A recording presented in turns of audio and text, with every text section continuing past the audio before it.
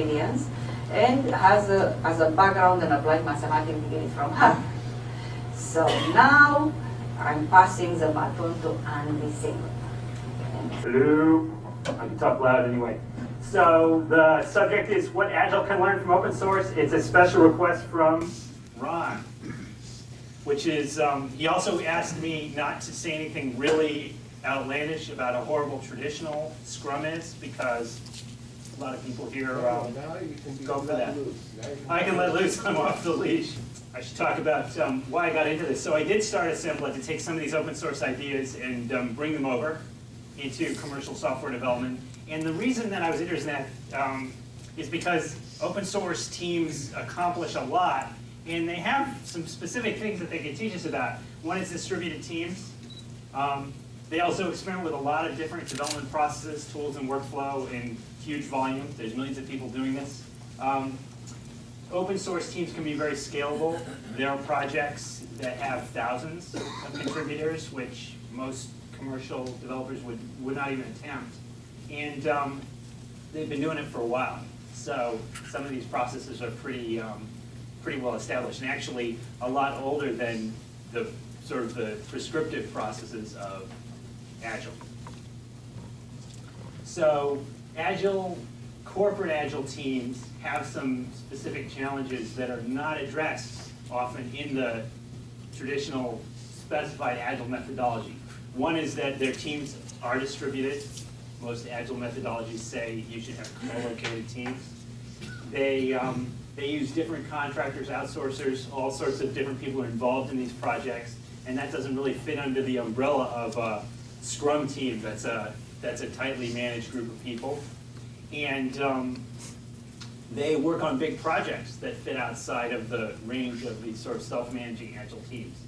And open source, of course, is effective with totally distributed teams and with some of these big projects. So what we'll do is we'll look at what does Agile do, what does open source do, and then try to get a blend of the two practices that might represent Agile learning from open source. Does that sound cool? So here's my first thing. I haven't done this, so I don't know whether it's just going to be boring to just read through the list, but I'm going to try it once and see if it's boring, or see if I should just skip over that and go to the learning. But when I think about Agile teams, and this is true for most kinds of Agile teams, but especially true for Scrum, which is the dominant methodology, it's small teams. If you have one person, you don't need a methodology. If you have more than 10 or so, you sort of have to break your team apart. It no longer works as a self-managing unit. So you're talking about 5 to 10 people, and you cluster them together. So you could sort of create these clusters of teams to work on big releases, and they coordinate between themselves. And if you have distributed teams, it's often outsourcing, where it's not like your team is dispersed. It's just there's another team in a different location. Whereas with open source, it's always viewed as a single global team. You have people in multiple locations. That doesn't make them any more or less of a team. And there's no specific size. Obviously, a lot of projects are done with one person, but you can have lots of contributors. You can have this penumbra of contributors. We'll talk about how they're organized. And people aren't, we'll talk about this, people aren't managed. They work for many different organizations. They're always distributed. It's really very difficult to find an open source project where team members aren't dispersed in some way. And they never meet. I always think it's funny when Agile people say, oh, we have to get together, we have to create some teamwork, we have to get to know each other, we have to travel, we have to chat every day. Well, you don't. Actually, you don't. You can make really great software and never do any of those things. And here's sort of one of the most interesting features of this comparison. The goal for corporate Agile teams is to have self-managed teams that are very pure consensus-oriented, and it's sort of very socialist, right? Whereas in the goal for open source is just to produce code, and this sort of very cooperative socialist process is really very hierarchical. You send code to somebody, and it's very command and control, and he decides if he wants it and wants to send it on to the next guy, and so on. So it's sort of a very interesting difference between the way you would normally think about the two kinds of roles, corporate and managed versus this sort of cooperative thing that's really very hierarchical. But in the open source world, the one thing that's not hierarchical is command and control. People are actually not managed in most cases.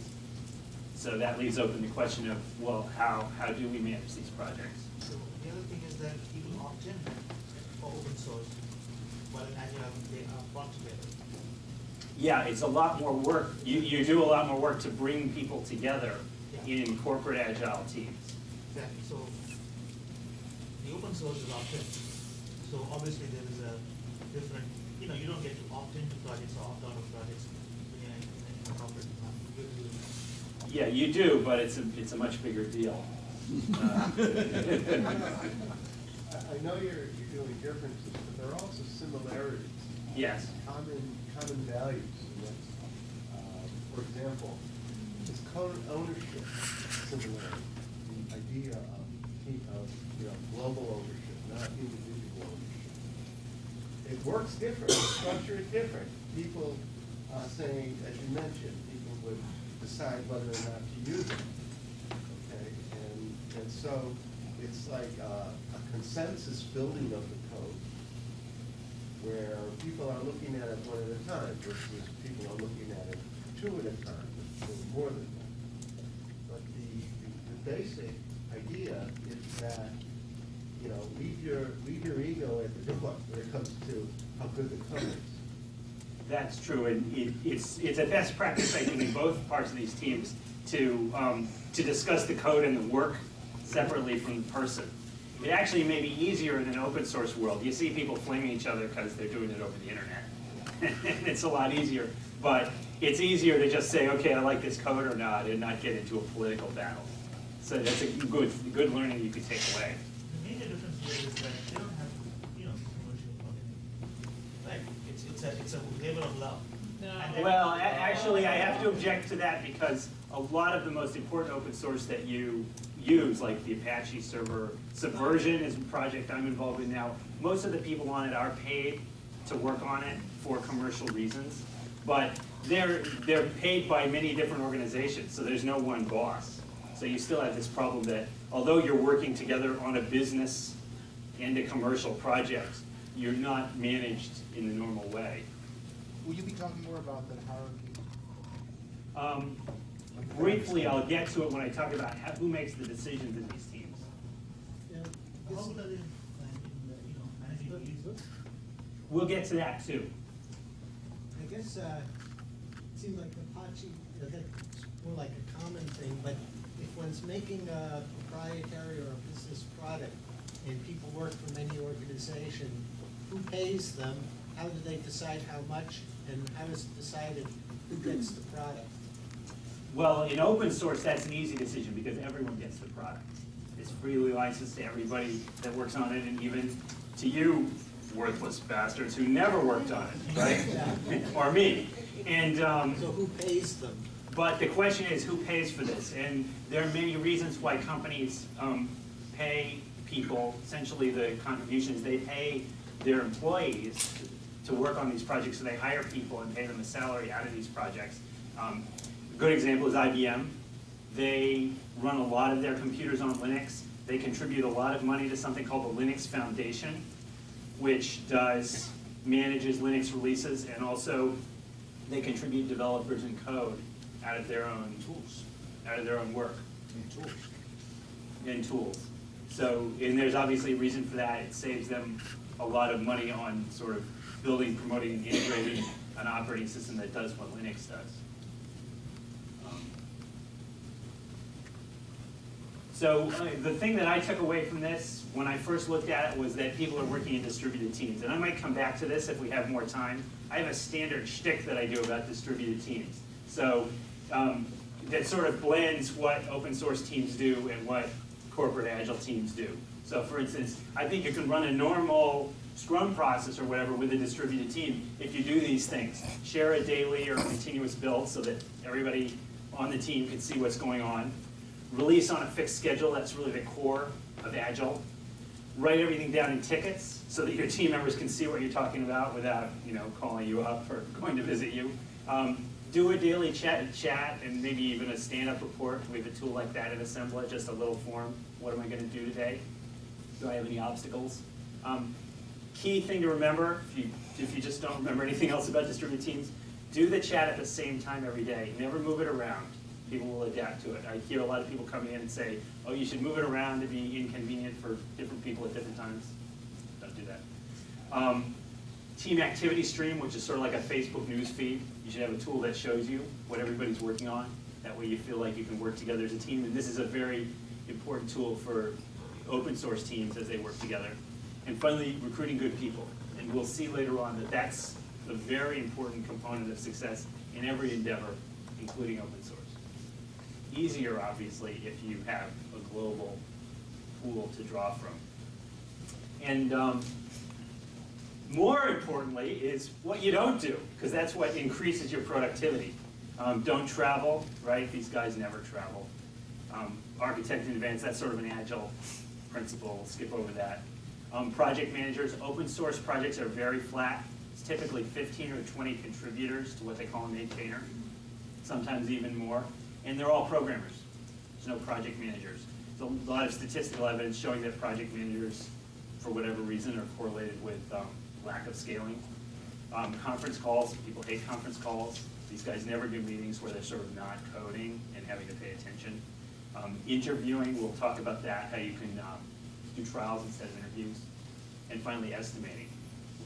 We'll also get to that, why they don't estimate. If you don't architect in advance, when do you do the architecting? Well, this is a big controversy. Obviously, you need some architecture. The question is how much to invest in architecture that you're not going to use in the next release, whether you should architect as late as possible. And the argument against doing extra architecture or structure is that a lot of the time you don't end up needing it. Either, if you think about it, a lot of time your project gets canceled, changed, or you end up not needing that. And it's sort of 100% gain if you didn't do it in any of those cases. So that's whether to architect. What about when to do it? Well, I believe that planning and design are important, but you can fit those in incrementally. And a good example is Linux. Linux started as a summer project for somebody to build a little Linux shell, and they actually built it up incrementally to what it is now, if you can believe that. What is the performance benefit? As late as possible. So this, you've seen before, it's from Mountain Goat Software. Came off the internet, but this is the basic Agile cycle. The basic idea is you grab off some stuff to do and you release, or you have potentially shippable, that's a sort of a fudge on a release, on a fixed time cycle. That's the basic thing that makes Agile work. And that reduces your risks because you never have sort of unintegrated, unseen stuff that you don't know when it's actually going to work. So Agile, let's talk about how the project is run. Multiple small teams with meetings, like scrums to resolve dependencies. They try to get consensus. Open source, screw that. They either take your code or they don't. You can see that all these things save a lot of time, right? Whatever you think of them. Agile, you release iterations on a fixed time cycle. It's really important. With open source, you release it when it's ready. You keep putting out release candidates, and when you get a good one, you have a release. But what you do on a fixed cycle is you publish the last stable or the daily build. Everybody can go and try it if they want to. This is something if you guys are old enough, I hate to say, if you remember Netscape used to do that, the Netscape beta, they sort of started that. It's a useful commercial process as well. Finally something that's the same. They both work from a backlog of requests. Then something that's really, really different that I'm going to talk more about, which is with Agile, there's a lot of effort. I've always wondered about this because I don't do it. Okay, there's a lot of effort to plan and estimate each iteration at the beginning of the iteration. So what did we see? Sprint backlog. You want the right sprint backlog. With open source, you really don't care. Okay, What you care about is at the end, when you're putting the release together, did you bring in the right code, the code that works? And this, again, is another major efficiency that I'm going to drill down on. Who asked about team leadership and hierarchy and stuff like this? So in Agile, we have this idea of roles of people who provide different kinds of leadership. A product owner who reports on user requests and sort of says what should be in the product. There's always, I love this, the fact that in the Agile methodology, there's never a role for the guy with the money. You ever see a slide where there's a guy who basically holds a sword over everybody else's head? But that's a really important role, who controls the budget. And typically, well, we'll talk about this, but typically, that's the sticking point in Agile projects. It's never a sticking point in open source projects, because if you're IBM and you're contributing developers, you just pay the developer. You're paying for developer time. In Agile projects, you often see a role called a Scrum Master or something like that, or consultants.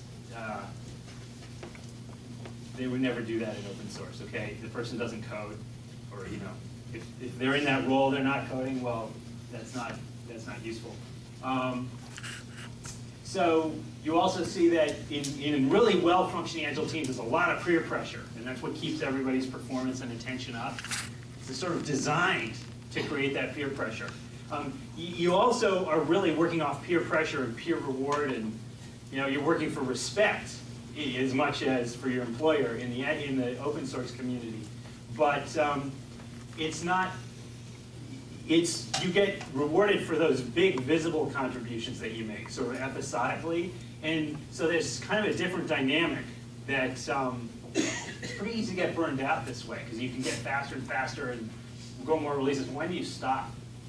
When do you stop? It's more episodic in the open source world, and it's very important who hires and fires in Agile teams. You were talking about that. You're literally hired to be on an Agile team as part of a business. In an open source world,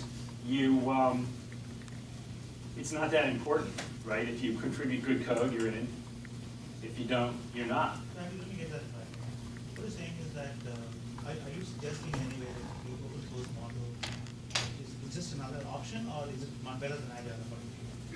Well, each of these things evolved to fit a certain need, but if you're having trouble hiring and it's a long, painful process, you might want to consider some of the things that the open source guys do. It's a solution to a problem if you have the problem. I have another follow-up question. Have you had the experience of running a well-functioning Agile or Scrum? Well, I run a couple of different projects now in my company, and I wouldn't call what we do Scrum. I'll get to that later. So I have some particular criticisms of Scrum. But I would say that what we do is closer to Scrum than pure open source. And I'm going to talk about that. So for instance, it's very fixed on schedule. We work every day, we work every week, we release every 3 weeks, which is not true of most open source. Did that answer your question? Not very much, but I will. You have a benevolent dictator. Is that the one who acts like the product benevolent dictator? Well, the benevolent dictator actually came from Linus Torvalds, who's the most successful of these guys. Who decides the priorities? Well, the product owner you have there, the product owner reports and user requests, does more than that. Product owner also represents a prioritization. What's more important from a variety of different reasons. Who decides that on the open source? Is that Well, it's much more of a negotiation. So you have users. Right. There's always a negotiation, even in Agile. But you're actually talking directly to users in the open source case. The vast majority of the time as a developer. When you have, let's say, take Apache, take some of the other things. You said there's 20 people who are involved in development. There are hundreds, if not thousands, of users. They are not all involved in that decision making. The decision making is. They are not all involved, but the way that stuff bubbles to the top is there is one user, one real actual user who posts an issue and has an idea about what should be done. And if a developer becomes interested in that, it becomes a priority, and there's direct communication between those people. There's literally You're missing emails going something back and there. forth. I think you're missing something there. I believe your benevolent dictator, if somebody says at IBM they want this feature added, it's going to get added. It probably will, but mechanically the way it gets added is because the guy that's assembling the release, that's the benevolent dictator. The guy that says, yeah, this is code we want. And that's where the dictatorship comes in, is that he can actually decide, do I want that code? So there is a product owner. Yes. But that's assembly together of the code, not that saying you guys. Well, there's a use this leadership code. role that's very important. You can call it a product owner, I guess. I think it's overly stated there isn't, and I think there is. Okay. Yeah, I see users submit requests and so on. I can see for an open source thing like Linux or Apache, the users can be assumed to be quote unquote savvy, and they're knowledgeable users. I'm thinking though in application software development, often the users are not savvy. They might not even know about computers, may not want to know about computers, and that's why the product owner often represents the users. So how does open source work if the users are not savvy about computers? I don't think it works very well, because this really is the way that it works. A user explains the problem or comes up with a solution, but there are a lot of users out there, and some of them are very computer savvy. We're not talking about reaching every single user. And it's the whole idea that given enough eyeballs, all bugs are shallow, the Eric Raymond thing. Yeah, I just want to throw out some stuff. Just so everybody knows, I'm involved in several different groups, and one of them is I'm on the board of the Boston Linux and Unix group. So I know a little about both sides of the air. Just to throw out a couple of things. The concept of benevolent dictator, a lot of projects don't have that kind of concept, and in fact there's been a lot of pushback on that lately. But there is at least a group of people that are running the project. So for instance, I just selected a new wiki engine, and the wiki that I selected originally is an offshoot of a Tweaky, and the reason that they did that offshoot, the branch, was because the guy who started it wanted to take it over and have total control over it. And there was pushback. Being open source, they just created a branch of the software and started their own thing. Also the pushback that's been happening on Oracle for taking over Java. So there's a lot of resistance to that. But whether there's a benevolent dictator or a group, there's generally a group that functions as the product owner and as management. But to answer your question, in open source, you'll find that the people that are contributing, hey, I like this feature, or hey, I got this bug, are the more knowledgeable users. The people that don't know what they're doing generally don't even get involved in the project. But once somebody submits something into the issue system, it often gets clarified. Like I've submitted issues for open source software, and they say, oh, well, you can do it this way and that way, and you get your answer that it's already implemented some slightly different way, or that's a good feature, but we need to combine it with this, or we need to integrate that feature first. So an issue can be a starting point of a discussion, not a task. How does a company influence, like IBM, influence the direction that they want the open source product to go? And they obviously have a vested interest, right? I mean, they're paying you or the other developers. So how is it that they achieve the influence? Because as it says, and I know there are some smaller projects, some open source projects where, hey, I pick up something, I think this sounds like a nice thing I would like to have on my own instance of this app, so I code something in. How do they get that into the release? Well, IBM, It's actually very easy. They pay you, okay? They pay So you. if you want something in the release, you pay someone. You do it yourself, or you pay someone to do it. And if I do this myself, right? I'm fixing some things that I don't like, or you hire guys just to fix that. But you have to be a contributor, right? They have to only hire guys that are legitimate contributors to the source, because otherwise, how do you guarantee that something's going to make it into the code stream? Well, you don't guarantee it, but if you produce something good, it's going to get accepted. And if there's really a philosophical argument about it, you just fork and make your own version. In which case, it's even more expensive because you have to maintain that. But But those are all options. It's all just a matter of paying people to do it. And the crux of my question is, how do you guarantee that you don't want to fork, obviously. You're not going to fork off of like a Linux or something like that to get your own flavor. Well, I would if I had to. That's actually what happens a lot. It is what happens. So for instance, Red Hat, and SUSE, or the company that now owns SUSE, I forgot if it's Canonical or whatever. But the different companies, so for instance, Red Hat will produce something that's really cool that they want in their software, and they'll give it back to the people that are holding the benevolent dictators of the Linux kernel. And if it's something that they want to include, they'll include it. But they can say, no, I think that's evil, we don't want that. And that they'll literally have to, when they want to do a new release, they'll patch in their version of it. Or, you know, if it's a big egregious thing like the case that I was talking about with the Wiki engine, they will create a fork. And I monitor the IRC chat of the group that's doing that development, and they have discussions about, well, we created this patch and we gave it back to 3D because we want to share our stuff, and they don't want that patch. And it's like, well, that's their problem. In terms of potential lesson for my Agile teams, in that one of our big challenges is getting the disciplines to swarm, because we have typically a BA discipline, a coding discipline, a QA discipline, and trying to get them all to swarm is sometimes quite a challenge. And I'm guessing, based on what I've seen here, what I've heard about the open source community, that there isn't a QA infrastructure. It's all about the coders. So That's a good point. So but on the other hand, people tend to point to the successful open source projects as having higher quality than a lot of commercial products. Whether that's true or not, that certainly is. Well, if your developers were motivated enough, they would fix all bugs as soon as they were noticed, and if you had enough users, they would notice the bugs. So that's sort of the theory, and it does work at a big enough scale. So you let the bugs out into the wild, and you let the wisdom of crowds crush them?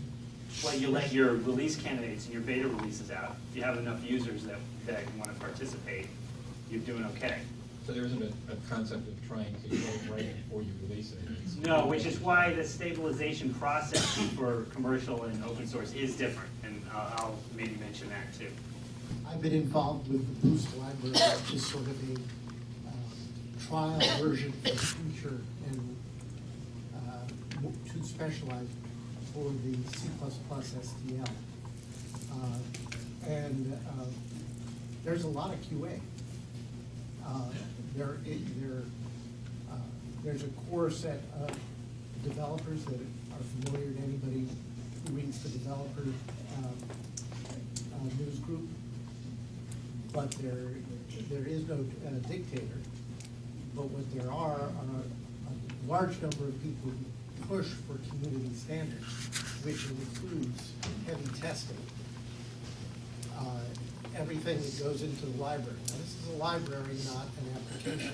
Well, and one thing I'll mention is that open source guys, it's all about the code, right?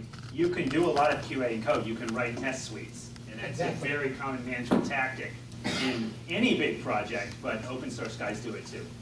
And so they turn that into code. I'm just going to clarify this benevolent dictator. There are many projects, and there's even software. We use it at Assembla. We embedded a piece of software called Garrett that allows you to vote on the code that's submitted. So you can have a group of people who are reviewing it. It's not all on one person's shoulders, which makes it a lot more scalable, deciding what code's in. But there's a very important difference here, which is corporate Agile projects manage people, and open source projects manage code. And there are reasons sometimes that you want to manage code. People are very squirrely. Agile process is to support a business making money. Open source, not the case. They can afford to take however long it takes to cook it completely, get all the bugs out of it before they're happy releasing it. In Agile or a corporate situation, it's got to be released next week. There's a pressure to get something done that's going to drive the need for the kind of testing where all the bugs don't get fixed. And to David's point about, open source projects having the perception of higher quality, well, they can afford to wait until it's cooked enough to wring out all the bugs before they let it out. Well, that's a good That's point. my I mean, if perception of what you're you're saying. interested in speed, you're gonna take a hit on quality. And a lot of corporate agile projects will decide that, yes, I'm gonna run a shorter cycle and I'm gonna accept a much bigger QA challenge. That's true. But open source, there's a lot of companies making money on open source. And remember, as you said, most of the code that's being put into the open source, those people are actually paid. Yeah, and there are the same kinds of pressures to release in open source. I know because I've been through it a few times. So, but I think the idea that if you're on a fixed cycle, your challenges are going to be greater. That's very true. So one point that you're not mentioning at all right now is refactoring. Especially if you're talking about managing code being important and architecting as late as possible. Refactoring has an important role in typical agile development. What does how's that dealt with in the open source world? If it's enough pain, somebody will refactor it. And that's the exact same principle that's applied in the corporate world too. So I don't think it's if they're that all different. focusing on visible contributions, to me it will seem like there's going to end up being these projects just going to gain more and more craft, more and more technical depth. That's not true. If you're talking to programmers, remember we're talking about people who speak in code. That's what open source is about. The actual code is a visible contribution. I'm going to keep going because actually it's a lot of material if you guys don't mind. So I'm just going to get into some of the learnings. You guys take away different learnings than I did. But one of the big learnings, this is a big sticking point for me with Agile, that sticking point with everybody, which is, I wrote this all out, maybe that was too much. But when you are working on a corporate Agile project, your scope has to be variable. The only way that you can say, look, I'll work on something, I'll change what I'm going to do so I'm actually making the product better, is to have variable scope. And the only way you're going to guarantee that, boom, you're going to release every month is to have some variable scope. The problem is that doesn't fit with the way people do budgeting often. They say, hey, I put in $1 million, I want to get this list of things. And it's very destructive to Agile. Those same companies don't apply the same principle to open source. If they're contributing to open source, they'll pay someone, they know the guy's good, woman, they know that person's good, and they know that they're going to get their money's worth. So budgeting for developer time and not for deliverables is a really important lesson for both of these things if you really want to speed up your projects. If you get too tied up in budgeting, you're going to slow everything down because there's a lot of negotiation that has to take place that delays the start of the project and also delays the delivery. So, inherent in what you're, so you're kind of saying what you have to do up front is negotiate expectations that scope is going to be variable. well, the way Agile teams do it is they negotiate expectations by releasing frequently. They establish credibility, and that's really important. So don't miss your schedules. That's something that people learn. Another thing that I learned from this is that out of all those roles, you can sort of get rid of them if you have someone who manages the code and answers questions from programmers. We call this a technical lead. It's a developer managed process. And we believe that you can take good developers and teach them some simple things and get really good results with technical leads. We also believe that this is something you absolutely need if you have distributed teams, because they do tend to communicate by exchanging deliverables. You have to be able to look at things like code and talk about that to lead these teams. And finally, the idea of managing code, but not people. There's a lot of reasons you might want to do this, especially on big projects. Think about how much harder it is to coordinate 1,000 people than 5. In fact, it's almost impossible. The statistics on 1,000-person commercial software projects are that more than half fail, and they're always triple the budget. There's a lot of studies on that. How do you do that? In the open source world, there's been a tremendous amount of innovation in code contribution processes. How do you take code and move it around and decide whether you want it and merge it and so on, and code review it? These are all things that commercial projects can benefit from, and makes your project more scalable. So those are the things that I got out of that are a little different from what you guys got. Another comparison I'll make is tools and libraries. So in a commercial environment, or non-open source, because open source is often commercial, but in a non-open source environment, you can have these specialized developer builds where this guy has this expensive tool and he works with this library, and it's really not shared with anybody else. They just get the output. You can have that. In open source, you never do. It really doesn't work if you do that. Every developer has access to all the code and all the tools, and they can do a complete build of the entire system. And that's why systems like, there's a lot of advantages that come from that, and that's why systems like Linux are so picky about making sure that that's true, that you can get all the components of the Linux system and all the tools. And there's some other things that come out of that that are sort of, if you have thousands potentially of contributors and they come in and out and sort of this number of contributors, you can't have anything that's licensed by the seat. That would be completely impractical. And for the same reason, you almost never use commercial libraries. It's just too many instances. And the same principles actually apply to cloud computing. Companies that do cloud computing, my company has cloud computing. It's not at the scale of Facebook or Google or Amazon, but none of these companies use commercial software because they just have an infinite number of servers, and the licensing gets really very complicated. Something to think about. But the lesson that I take from this is that if you share, you can scale. You can spread your problems out with a much broader group of contributors. And that means that you need to develop and maintain the developer setup documentation. You make sure that that's good, that actually the way that developers get started is good, so they can all get started, and then they can all run complete builds. And I think somewhere in here I talk about do-it-yourself as a solution to dependency problems. So we'll talk about how important that is for scaling. It's really something to think about if you're running into some of these scaling problems. So different approaches to scaling. Agile, divide into small teams. With open source, you have a lot of individual contributors. They may not be parts of teams. They may be companies. There's really no natural size. It's very fractal. In Agile, in corporate Agile projects, it's typically very important to manage your dependencies. Oh, I'm waiting for this from you. I'm not going to be able to, literally won't be able to do the release unless you give it to me. And the same thing is true of open source projects, but there's an escape valve that's more often used, which is you can fix it yourself. So you start to see why this concept of total sharing everything in the project becomes really important, because actually there's a lot of these dependencies in any project, and that is, I believe, the major source of delays. We're going to talk about that in a minute. We also talked about the difference in organizational philosophy, coordination, peer group consensus versus essentially hierarchy. There is a person who can decide whether he wants the code. Because you're working together more closely on a tighter time cycle, you're usually doing continuous integration in a corporate Agile project, if it's well run. You're going to have regular daily builds and alpha release cycles, but with the open source projects, but you can have big features that are just held out. Somebody's working on them, held out until they're ready. They're not going to go into that continuous integration. One of the promises of Scrum is that we get better results by having smaller features, smaller releases, and so on.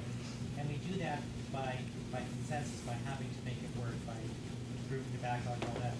With open source, I can't depend on you. I don't know what you're going to do.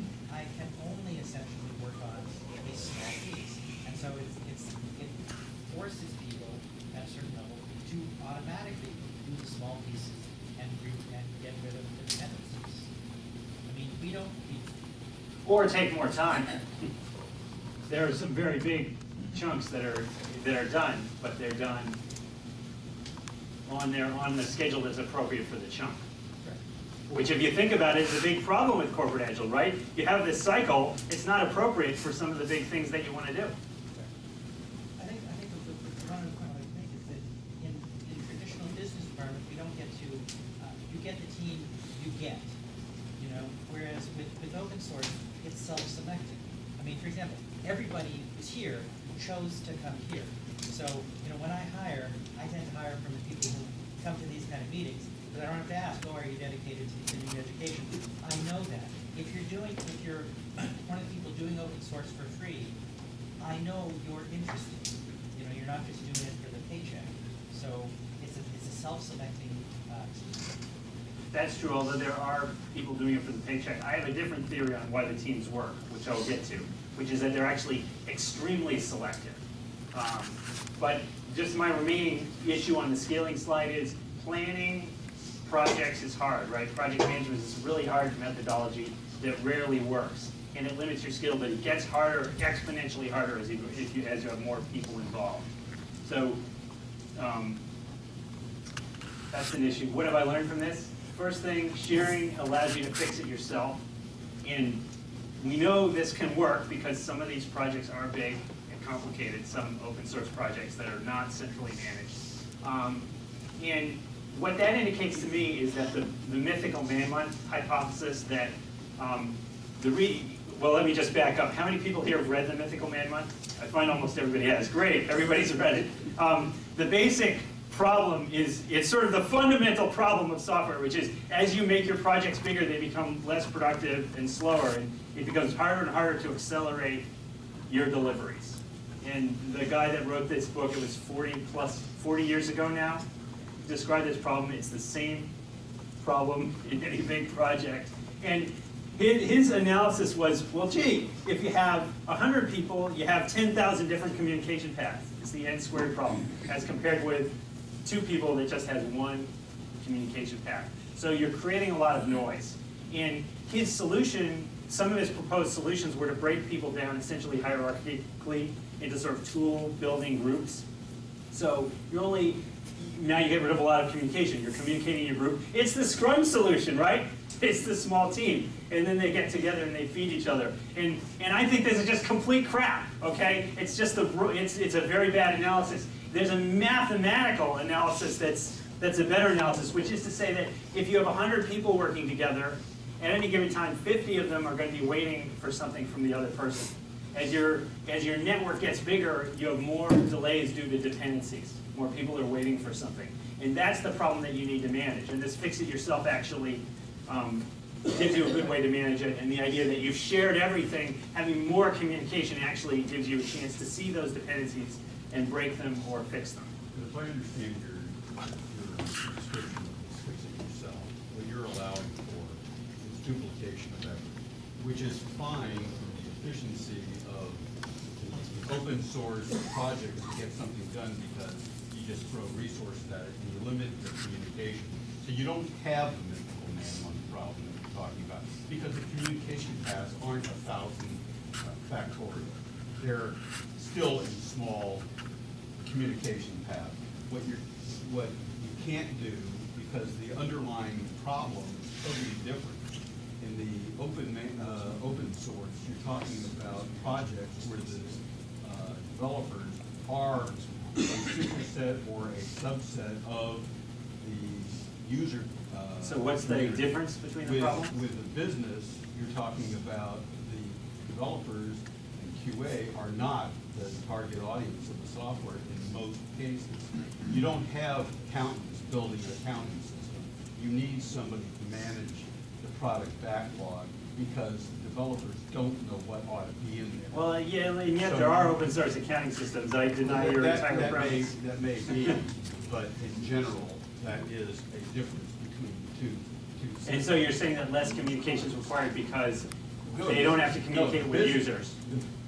No, I'm saying that in the business environment where Agile makes sense, you cannot afford to have a duplication of effort. You have to have an efficiency. Again, you're like so far off the mark. If you have 100 people that are 10% as productive as each of a 10-person team, which is a very typical large project situation, you're already duplicating effort like 9 times for every person that's working. If you can duplicate effort just twice, oh, you were working on it, but I'm going to fix it, your maximum productivity slowdown is a factor of 2, which is far less than the factors of productivity slowdown you actually see in big projects. Far less. So I love duplication of effort if it gets stuff done. because it's 2, right? The most you can do is spend twice as much. That's the worst you can do. And that's the best you can possibly do in a big project. That's quite frankly, that's crap. All right, what do you think the productivity slowdown is? You can't afford to plan to have wasted effort. I I'm often not do saying- that. I often have 2 people work on 2 different implementations of the same thing. I know I'm going to get a result that way. And you know what? That was how the U.S. won World War II. They just, you want to build an atomic bomb, here's 3 ways to do it. We're going to fund all 3. But they planned because nobody was trying to make a profit on the bomb. Oh, but They you planned to could make spend a money. really good profit if time is money on that tax. And if they plan that is cost effective to spend that kind of money, then yes, you throw all the resources at it. But that's a decision that the business has to make. That's a decision that open source doesn't have to make. Well, what's great about this is that you don't have, I see what you're saying is that if you're trying to centrally plan this, it's going to be really inefficient. But you actually don't. This is a decision that an individual team member can take. Wow, this problem is so important and it's not getting fixed. Okay? Sort of like cloud computing. It used to be that, hey, I need a place to stage and test my code, I have to go to IT. Well, now I can go to Amazon, I can do it myself. You break a lot of these delays that way by putting power in the hands of the individual. And I think you would agree with what you're saying. I agree with all the mechanics of what you're talking about are useful, but the basic planning of what is going to be done, if a business says, I need this, this, and this to sell because that's my product vision, then they've got a path that they're planning. This can follow the route that it takes as it unfolds because the user. Well, business projects have to improvise too. I'm just making a mathematical argument. The worst you can do under this, the worst the slowdown you can get under this is 2 to 1. We know that the slowdowns from big projects are way, way more than 2 to 1 in terms of productivity slowdowns from small projects. I guess I don't understand the worst you can get is 2 to 1 in that 15 people can decide that they're each going to fix it themselves. Right. It doesn't work that way. One person will say, yeah, I'm going to fix this. That's what happens. And there's enough communication to make that go. Yeah, we should come back to this because this is an awesome topic. Does anybody want to do another session just on scaling? It's an awesome topic. So I made a statement both, every time I bring up this mythical man month is wrong, every time I see that everybody's like, what? You know, and so that's a really good topic. Because it's so right? The book is so right, and yet. The history is so much different from what you represented. Okay. OS 360, at the time when OS 360 was written, I mean, I'm old enough to know what happened then. Before OS 360, there was a system called ran on the IBM 7090 and IBM 7040 and such. It was a fast processing system that used cards, and so and it was relatively speaking a very slow system. You put your cards in, and you waited hours later before the results came out. The whole concept of computing has completely changed the way you do things. So having small teams and trying to compare what Fred Brooks was writing about in Mythical Man Month, you're correct about the communication environment. You couldn't broadcast everything to 100 people or 1,000 people in that case. So I think that I hear what you're saying, but don't use the Mythical Man Month because I don't think the analogy goes very well. Well, but the analysis is very specific, communication problem, and I'm saying communication problem, but dependency. there is things that force that communication problem because of the computing equipment around that wasn't available.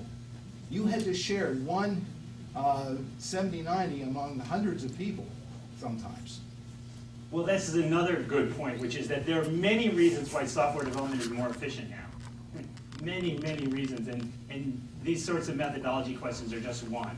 And better communication, better tools, just better understanding of what we're doing, global labor pools, right? There are many, many reasons, and that's what's so great about software. I remember back in the early 80s, when I first started looking about it, people said software is fundamentally a labor-intensive business, and productivity never improves in a labor-intensive business. And that's totally not true. And we double our productivity every few years. It's better than what people are doing in semiconductors. I want to say something. it is so easy to equate Agile with Scrum.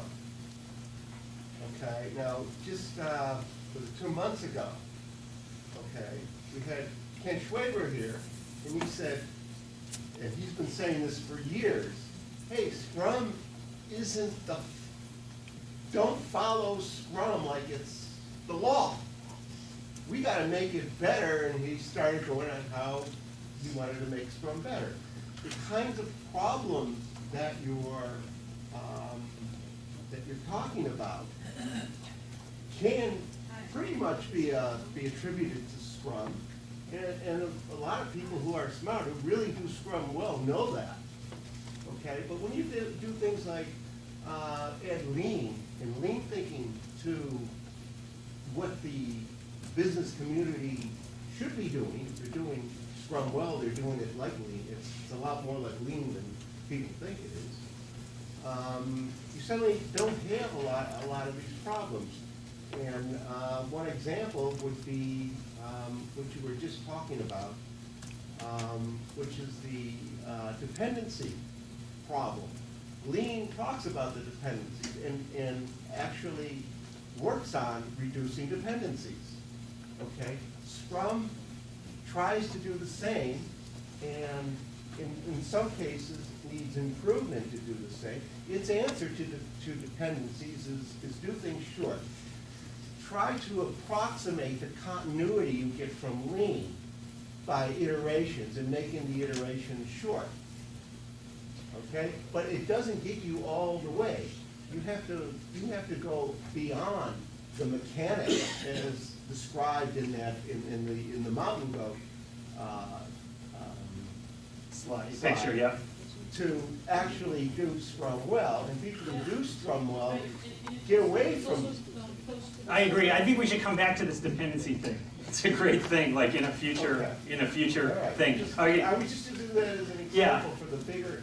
So here's my theory about open source. You were talking about people self-select. Well, actually, that's not true. People have to submit code to prove that they're worthy. And then it used to be that you got selected into the committer team, or you can actually write into the code repository. And you had to be accepted by submitting good code. So in my feeling is the difference is not that people are self-selected, it's that they go through an efficient and very rigorous qualification process, which is essentially trials.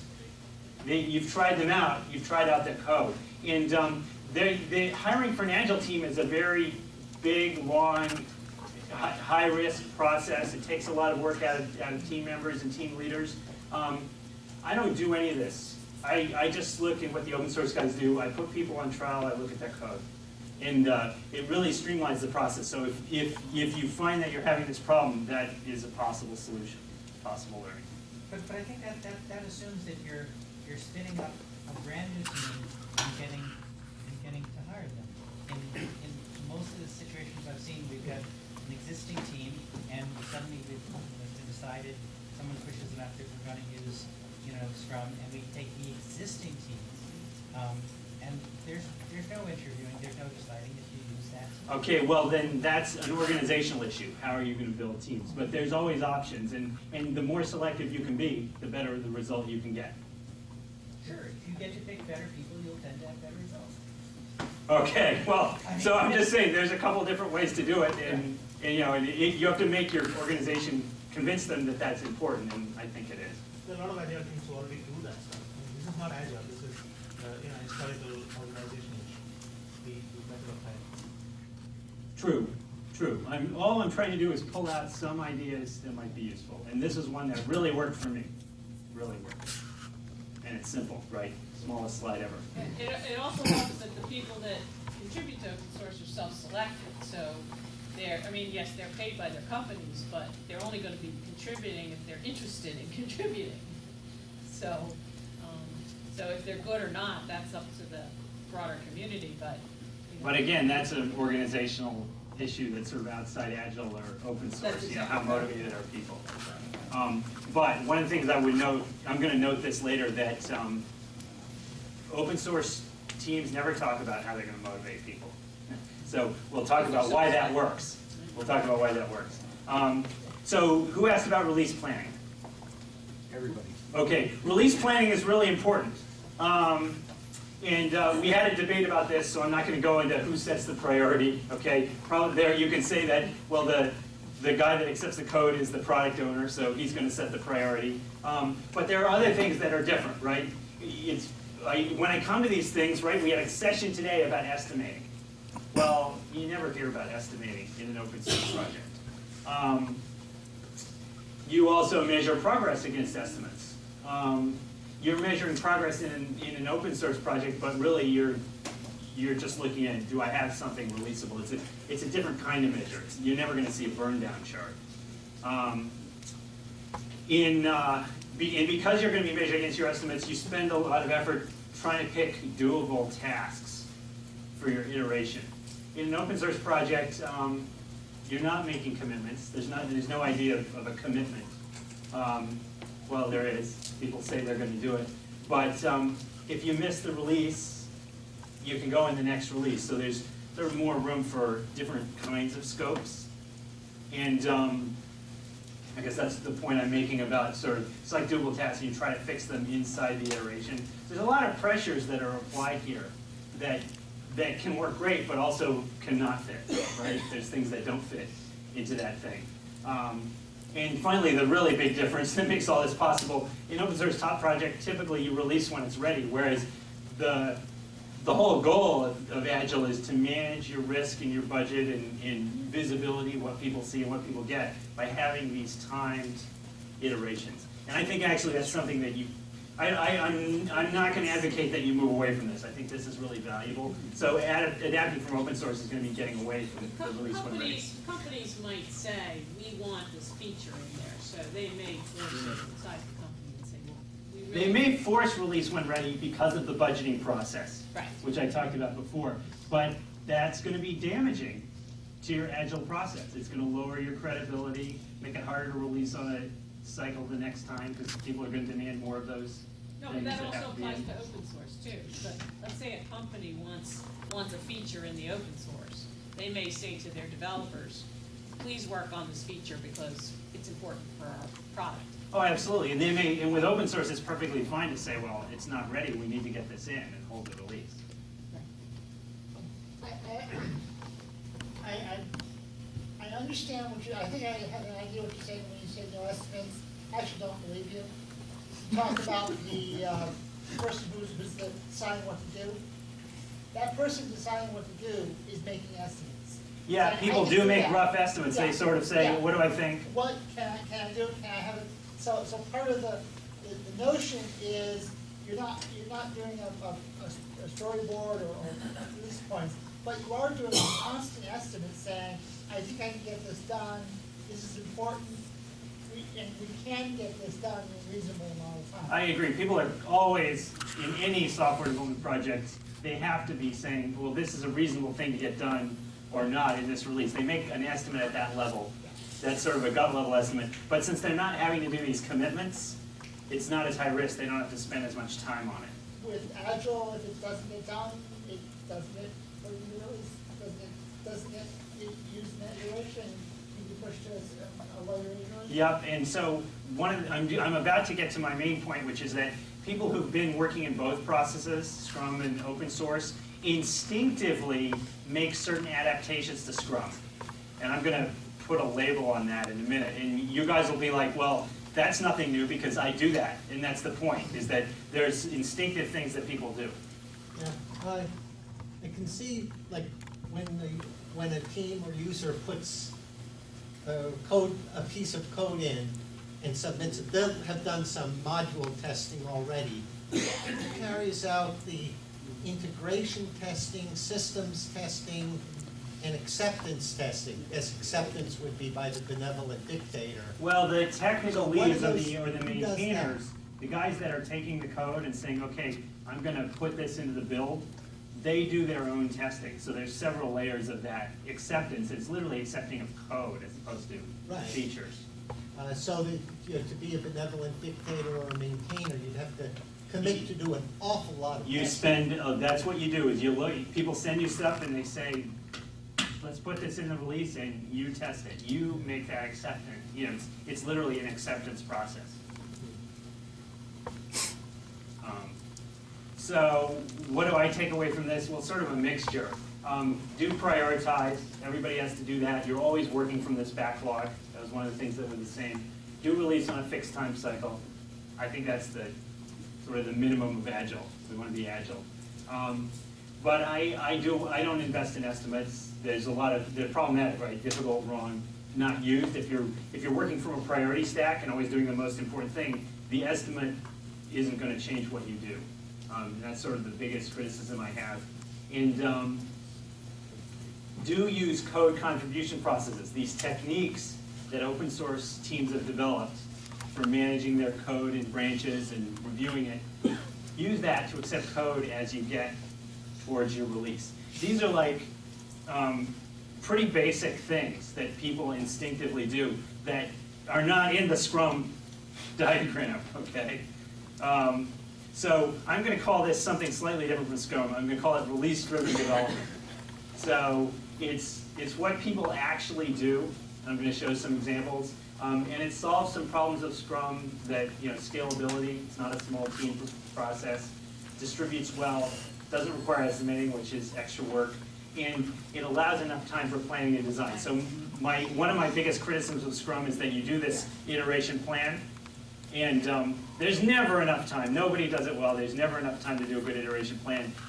Any kind of planning is really a process that deserves time and should take place through the whole cycle of development. So, I sort of look at that's the exact same diagram, how you get an iteration out differently. Request is the same in a Scrum process and sort of what people really do. I'll call release-driven development. Get your release out. Request a bunch of stuff for this iteration. Build is very similar. People go to that stack and they say, I'm going to work on that, and they pull it off, and then they go through what's essentially a Kanban process. For each task, let's try to move it through to the point where it's releasable. And that's what these Kanban sort of status-based processes are good at, is getting that one task through the pipeline.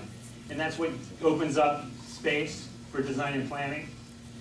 Finally, what people actually do, rather than doing like estimating in burn down to try to hit their iteration, hit their release with exactly what they said, what they really do is they converge. They take anything that's not finished as they get toward the end of the release, and they throw it out, and they stick it in the next release. And then finally, you've been running this Kanban style process. To do a release, you have to stabilize. So you go through a phase where you're just testing and fixing bugs and preparing that release. Here's some pictures from previous presentations. This was Gil from Constant Contact a few months ago. This is an example of converge. He used the word converge. You're feeding tasks in at this end, and at a certain point in the process, you continue to feed tasks, you start throwing them out. And you converge the tasks that you have with the tasks that are done, and then you're ready to release. So that's a really good picture of what people actually do. They don't burn down, they converge. And this is exactly what open source projects do. Here's an example of the stabilization phase. I got this from Google Chrome. They published a description of their development process.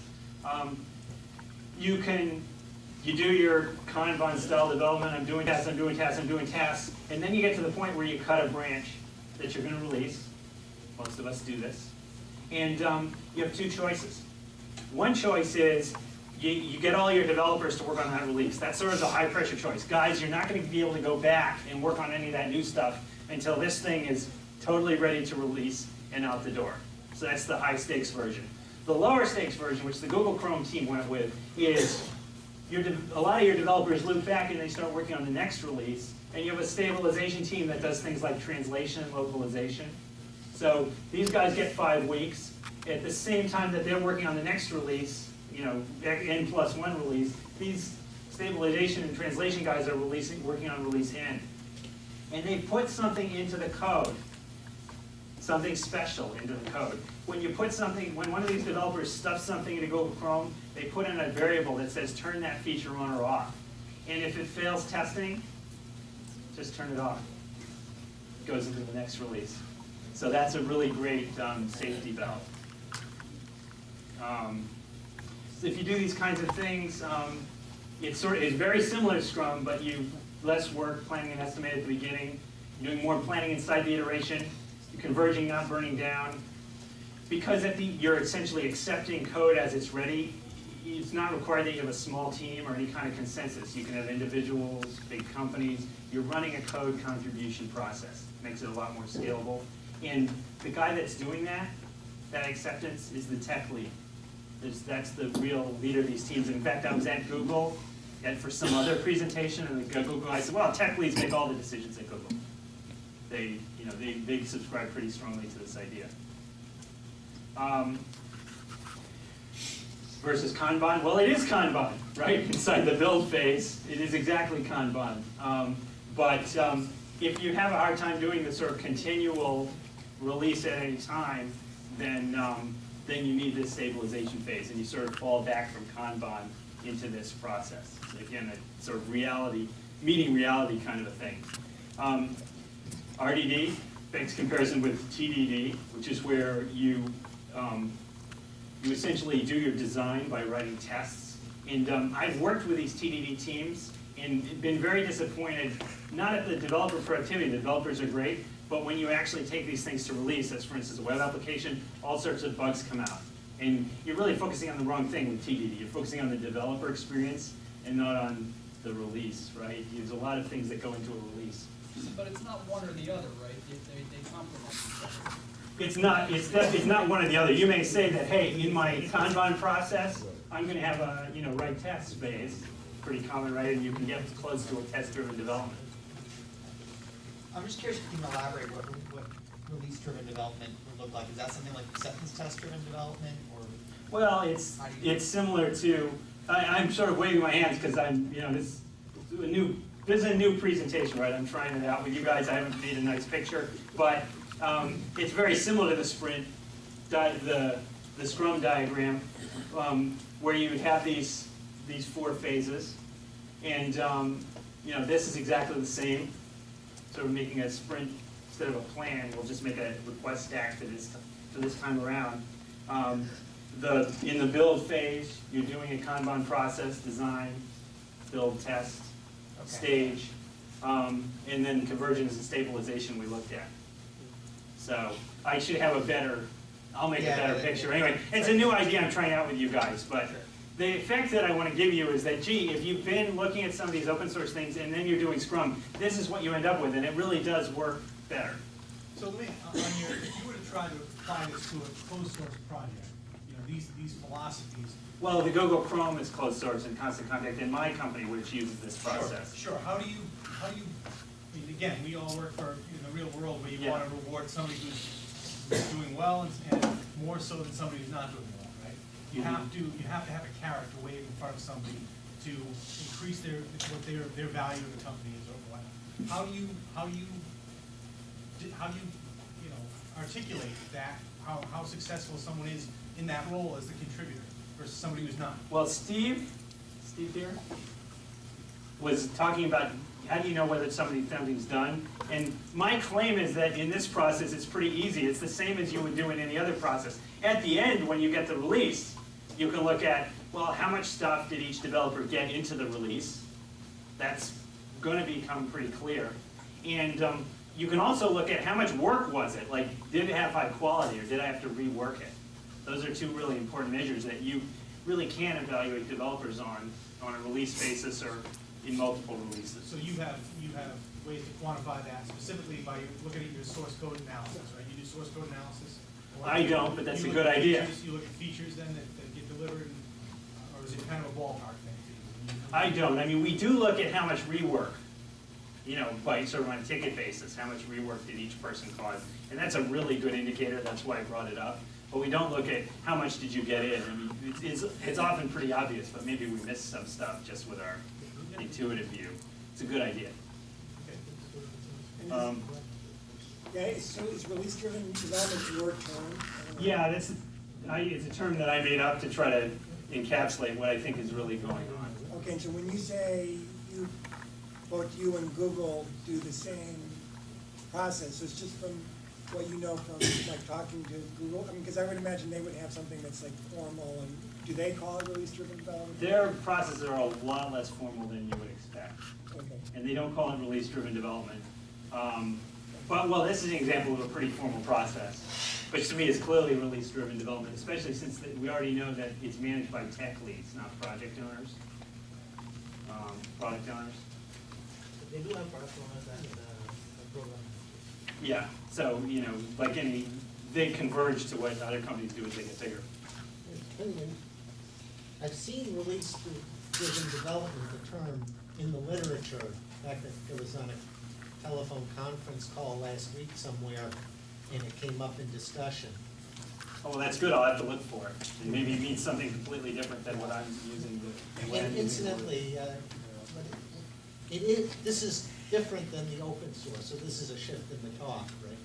It's not Right, the and same the whole idea of this was what can you learn from, what does open source do, and then what can you pull out of that? And the point that I'm making with this release-driven development is that there's sort of an attractor, right, in dynamic theory of, if you're doing Scrum and you're familiar with how open source projects work, you drift into this kind of process, or you formalize it in a big scale, the way the guys at Constant Contact did. I'm not going to go on, I had more, but we're at the end of our time, and that was the meat of it. Did everybody learn something?